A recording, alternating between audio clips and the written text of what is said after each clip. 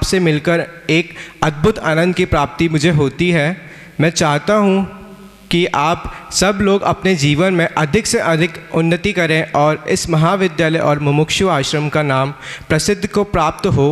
आपके आगामी जीवन में मेरी या मेरे सहयोग की कहीं भी कोई आवश्यकता हो तो मैं सदैव आपके भाई के रूप में उपस्थित रहूँगा।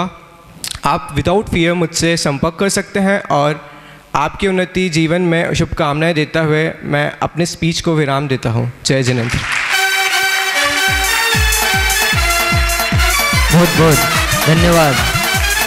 और चूँकि मैं बता दूं आपको कि हमारे इस मुमुक्षु आश्रम में कभी भी कोई भी प्रोग्राम होता है, चाहे वो प्रोग्राम छोटा हो या बड़ा हो या कैसा भी हो, उस प्रोग्राम में हमें सहेज स्वीकृति के रूप में हमें ध्याता जी और तन्मय जी दोनों भाइयों की बिल्कुल उपयोगिता मिलती है और जिस चीज़ में ज़रूरत होती है वो सारी ज़रूरतें भी हमारी पूरी होती हैं। जोरदार तालियों के साथ हमारे मुमुक्षु आश्रम ट्रस्ट के महामंत्री का स्वागत किया जाए। एक बार कर्तव्य ध्वनि से हमारे ऐसे दोनों भाइयों का आप लोग स्वागत कीजिए। जीवन के अंधेरे में आप रोशनी दिखाते हैं, जीवन के अंधेरे में आप रोशनी दिखाते हैं, भटके जो कभी सतपथ से तो सही राय बताते हैं। आचरण बिना जीवन का कोई मोल नहीं होता, आचरण बिना जीवन का कोई मोल नहीं होता। लघुता से ही प्रभुता का पाठ पढ़ाते हैं। ऐसे आदरणीय अभिनय भाई साहब को मैं आमंत्रित कर रहा हूँ, वो आएँ और हमारे बड़े भाइयों के लिए अपने सुभाषीष प्रदान करें। आदरणीय अभिनय भाई साहब। वंदे तो सर्व सिद्धे। आदरणीय अध्यक्ष महोदय, मुख्य अतिथि, विशिष्ट अतिथि महोदय, मंच पे उपस्थित सभी महानुभावों को एवं सभा में उपस्थित समस्त साधर्मी बंधुओं को सादर शुद्धात्म वंदन। मुझे पता नहीं मुझे क्यों बुला लिया, लेकिन जब बुलाया ही है तो थोड़ा कुछ जो पूर्ति है वो पूरी तो करें। यहीं का विद्यार्थी हूँ, यहीं पर अब अध्यापन भी कराने लग गया हूँ।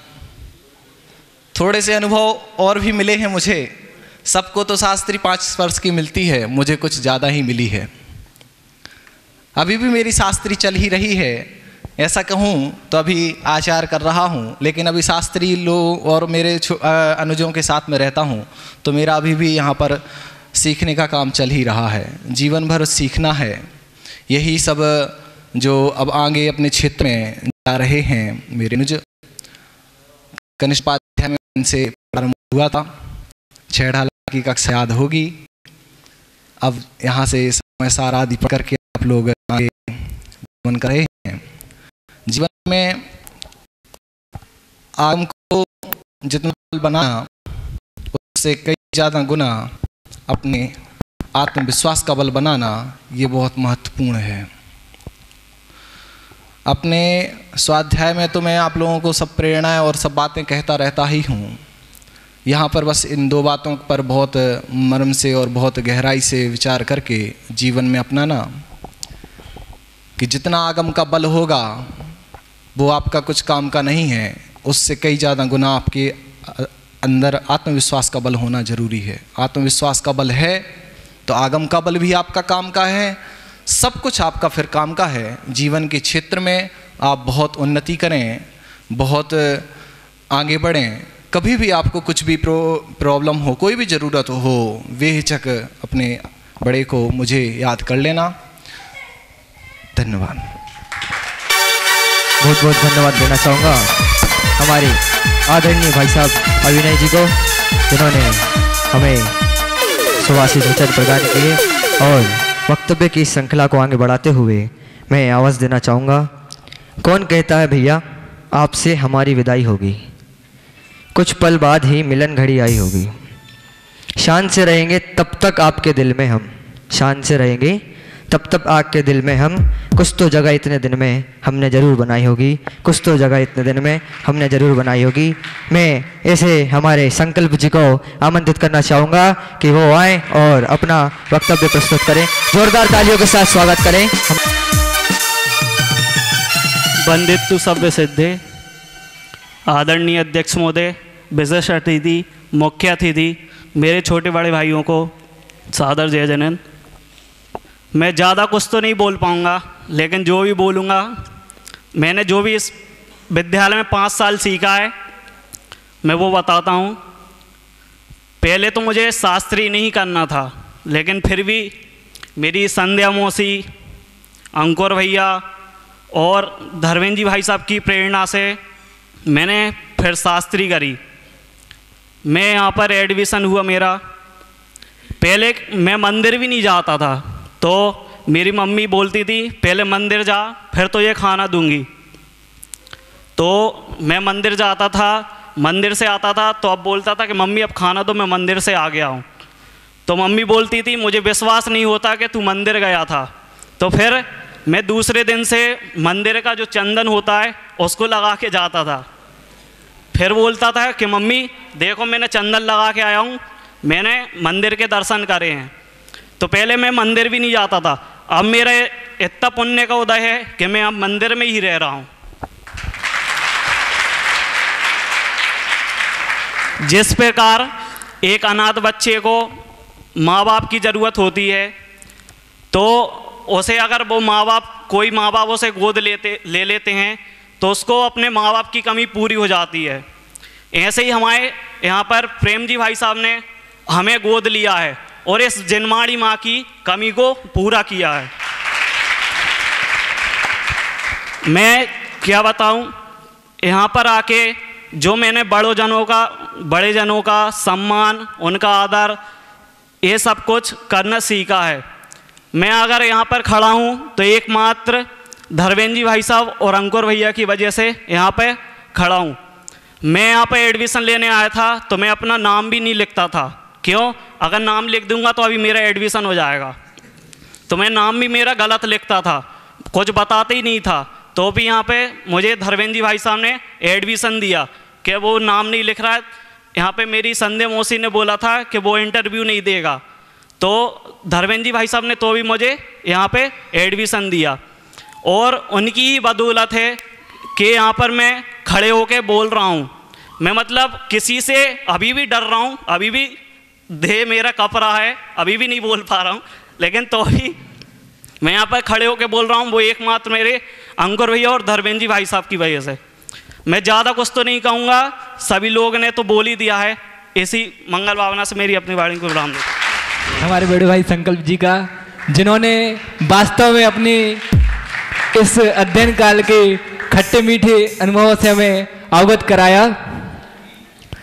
पग पग पर चलना सिखलाते, हर पल जो रहते हैं साथ, बड़े भाई से लगते हमको, सिर पर जो रखते हैं हाथ, कभी प्यार से कभी डांट कर जीवन जीना सिखाते हैं, कभी प्यार से कभी डांट कर जीवन जीना सिखाते हैं, हर पल उस खुशी का दौर बताते, खुशी हो चाहे गम बरसाते। ऐसे आदरणीय सौरभ जी भाई सबको मैं आवाज़ दे रहा हूँ, वो आएँ और हमारे बड़े भाइयों के लिए अपने आशीर्वचन प्रदान करें।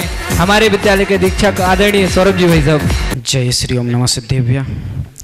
आदरणीय अध्यक्ष महोदय, सम्मानीय मंच,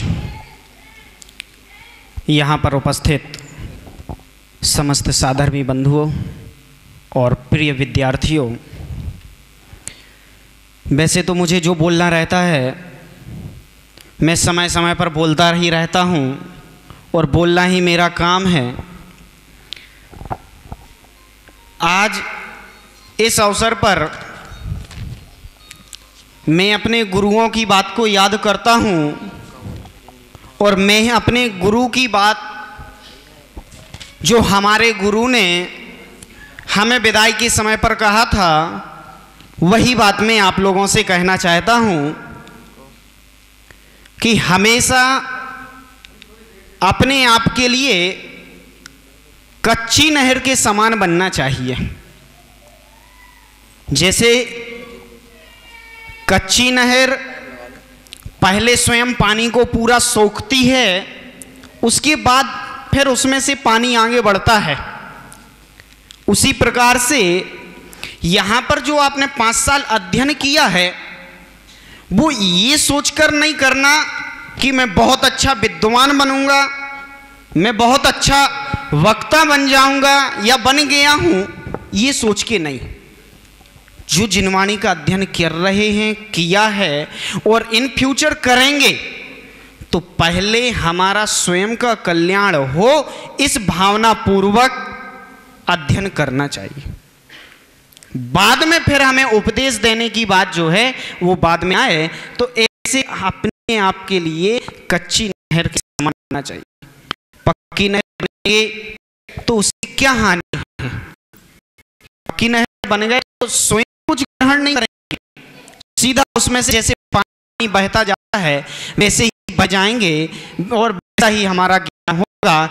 इसलिए हमें अपने मार्ग का स्वयं प्रशस्त करना है।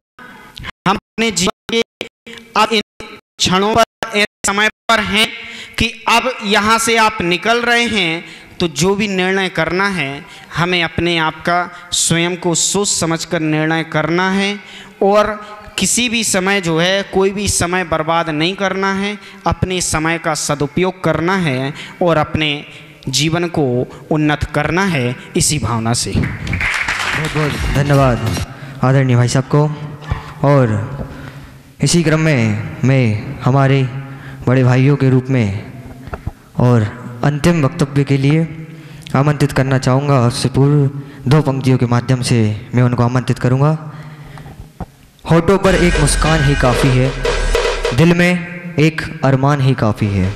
होठों पर एक मुस्कान ही काफ़ी है, दिल में एक अरमान ही काफ़ी है।